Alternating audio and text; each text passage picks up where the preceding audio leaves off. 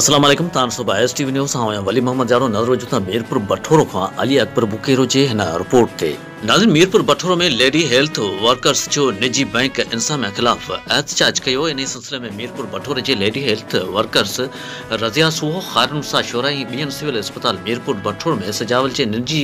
Bank MCB मुस्लिम commercial bank इंसामिया जे अडंगे रवैये खिलाफ एहतजाज कंदे जाणायो है त निजी बैंक जो अमलो लेडी हेल्थ वर्कर सां बदतमीज़ी सां पेश अचे तो उन जो त पगार वठण लाइ वञण वक्त गुज़िरियल ॾींहं खेनि धिका पुण ॾिना विया ऐं बैंक अंदर वञण खां रोकियो वियो, जॾहिं त अॻु बि केतिरा ई भेरा खेनि बैंक अमले जे अढंगे रवैये खे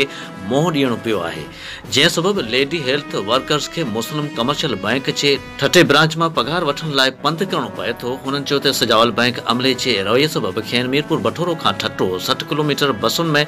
लोकल ट्रांसपोर्ट में तंग थी पहुचणो पए थो। उन्हनि आला अख़्तियारियुनि खां मुतालबो कयो आहे त निजी बैंक जे अढंगे रवैये जो नोटिस वठी अमले खिलाफ कार्रवाई कई वञे।